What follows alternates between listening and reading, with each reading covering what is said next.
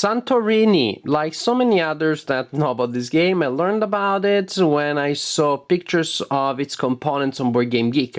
Components that are absolutely stunning. Those pictures were super attractive, so I became curious about the game. I contacted the publisher, and the publisher was nice enough to send me a prototype so that I could play the game and film a video about it. Santorini is a game about a Greek island, the Greek island of Santorini, and the players play the role of gods that are edifying the villages on the island and also trying to occupy the best spots in town to be worshipped. So it's about building and it's about occupying score areas, so simply a score area specifically to win the game. The board is quite interesting. It is a 3D board, so of course the 3D element is not strictly necessary. You can play with a board on the table, but the aesthetic element in this game really is important. It's interesting. It's thematically, even though you have all these elements, the game is not very thematic. It's an abstract game with really gorgeous, beautiful components. But I didn't feel that the aesthetics of the components, the massive material element that is brought to the abstract design was a problem. I think that the abstract mechanics and the components that you have really go well together. They create a very pleasant whole, which is interesting. In other cases, when you have more components or components that are bigger and more materially conspicuous than the necessary, sometimes the game feels overproduced. But in this game, there is a very interesting the combination of mechanics and components. They go together well.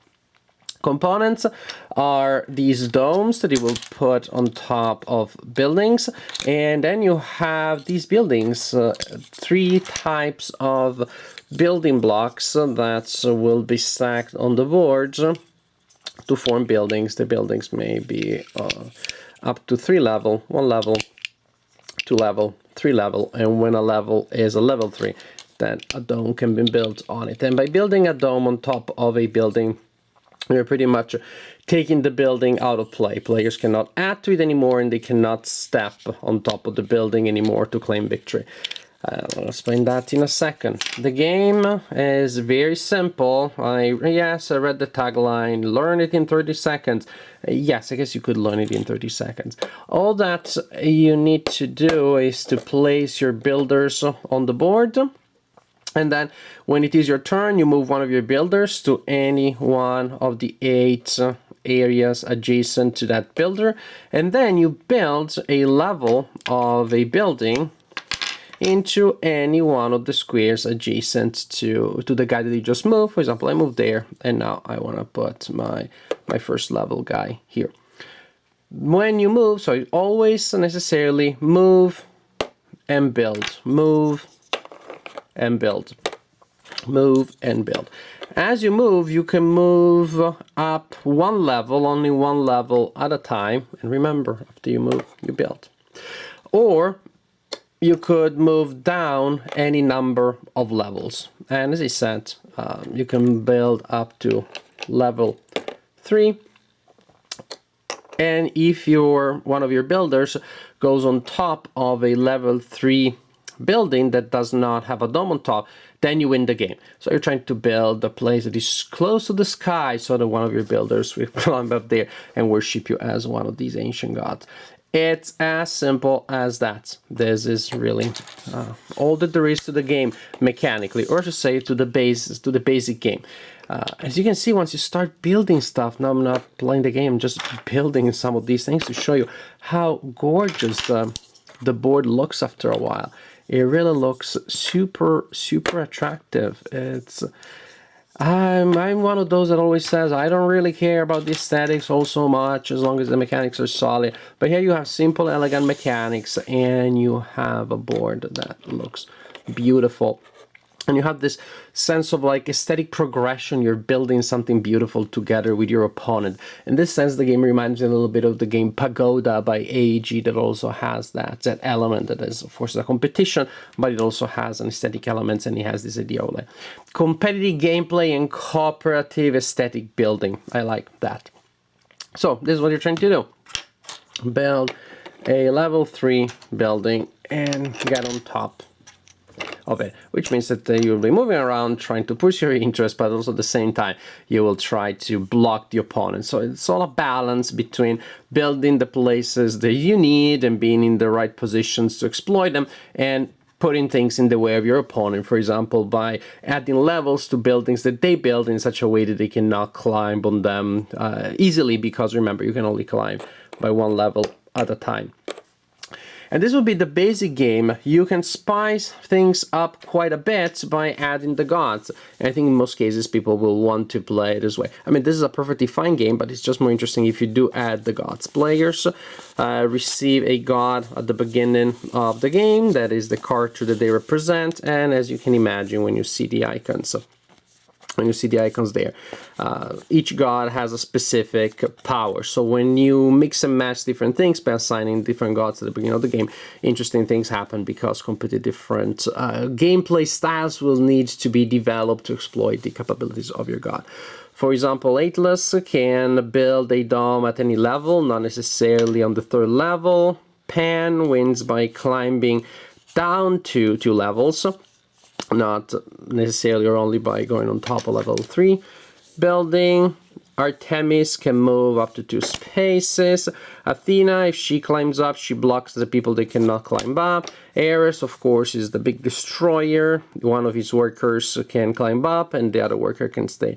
The one that didn't move can destroy a block adjacent to it. The meter can build extra buildings, and so on and so forth.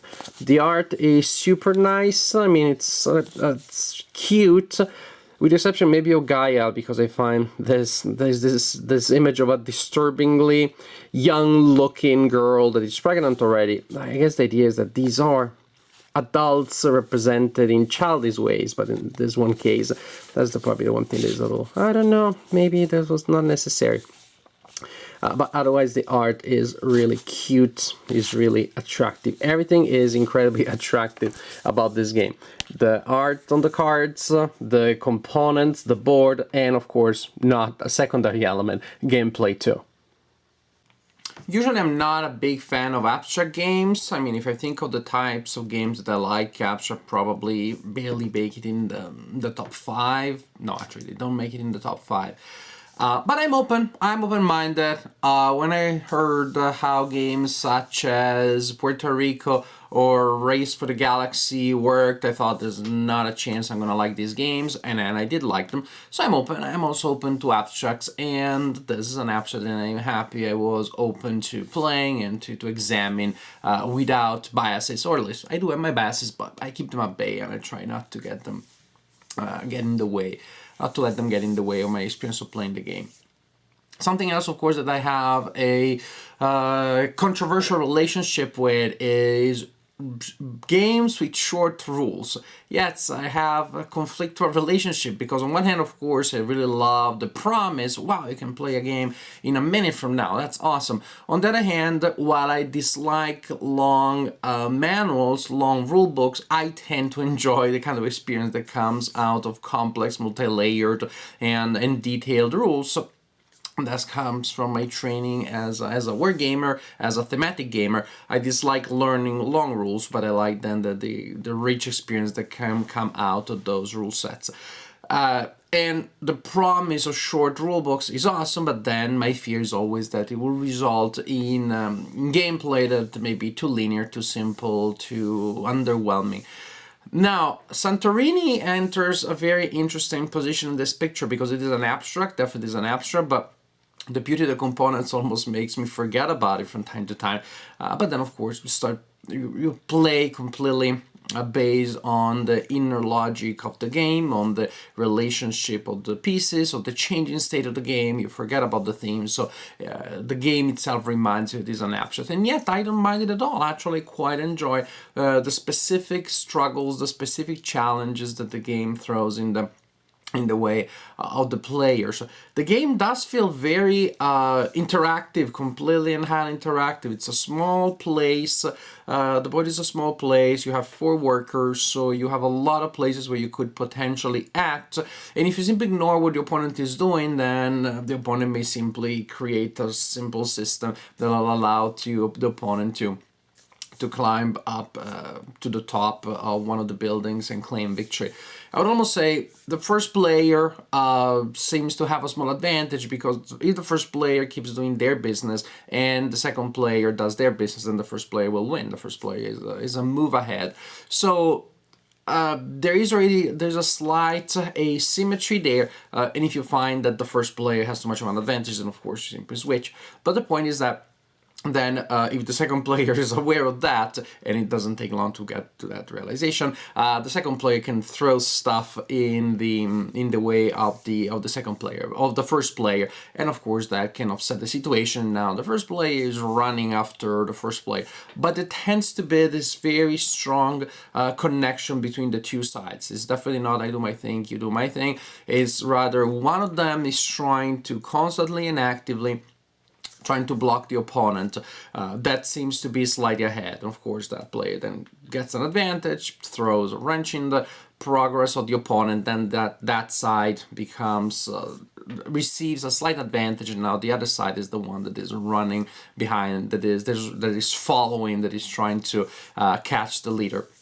I like the switches system because the trick, of course, I mean, the two players could go on like this for a long time, to the point maybe the game will become too cluttered, or the situation will be such that the competition will be resolved, I would say, almost by chance, because there is a certain situation, there is a certain opening that both players ignore as they were racing around an area and getting in each other's way in an area of the board. There's a lateral area that received a minor change because of a movement of a player, and all of a sudden one of the players realizes, oh, look at that, actually I could do something there. And sometimes it feels a little anticlimactic, precisely because both players may have overlooked an opening, one of them sees it and wins the game, which is fine, because again, it is, after all, the game is about creating opportunities, but also about identifying opportunities that emerge from gameplay without neither of the two players knowing that would happen. So I like the dynamics, and I like the fact that in truth the player that wins most often is the one that does manage to block an opponent, but doesn't just do by throwing blocks the first direction that seems to make sense, but does two things at the same time: blocks the opponent while also placing things in such a way that are building up a victory, so that the victory can be claimed as soon as you stop the opponent. And this is just the basic game. Then, of course, the game with the cards enriches the experience even more. And there's also something else that is very important, that is, it seems to take care of a certain difference in experience between experienced players and new players. Now, of course, if a player has played this really a lot with all characters in all possible ways, and a player just started, then you have what happens in all other games, that, of course, the experienced player needs to be either very generous or to play in a gentleman or gentlewoman's fashion, or simply getting the idea, I'm not going to have a challenge in this game. I'm simply going to use this game as a training for a friend to learn, to discover this game. But if you play with a god that you never played, then they may offset some advantage that you had from playing the game in its basic configuration, from playing the game with different gods. So this idea of random combinations of gods, random matchups, random confrontations, puts you in a situation where you may not have fully realized the opportunities that the god or the opponent present, or the opportunities that your own god makes possible. And again, there may be things that come from the interaction of the two that may not emerge yet. And so even if you are more experienced than your opponent, there's still a pleasure in discovering the subtleties of the interactions each time. So Santorini, a short game, a small game that is not simplistic. It doesn't attempt to be, of course, like an epic game, like maybe the civilization theme may make you think, but it is meant to be a simple very accessible abstract game that gets the job done. It is still, again, it is definitely a game that is simple and linear, but rewarding, but challenging, and it does play differently depending on the different gods that are used in different games. So that also is an advantage because it increases the replay value, it increases the longevity of the game. Santorini was a pleasant experience. It is still on Kickstarter for like a day or two, I believe. We're towards the end of the campaign, but the game will be out there after the campaign, of course. So if you watch this video after the campaign and you are considering, you're wondering, should I get the game or not, my recommendation is, if you don't mind an abstract game, and if you don't have a problem with short rule books, and sometimes where gamers are very skeptic about those, then actually this is a pretty solid game. It's simple, it's family oriented, you can play with young children, you can play with non-gamers, but definitely there are enough subtleties here, there are enough strategies, there are enough interesting interactions to keep even seasoned gamers interested. Santorini, really strong design with a phenomenal, absolutely impeccable presentation.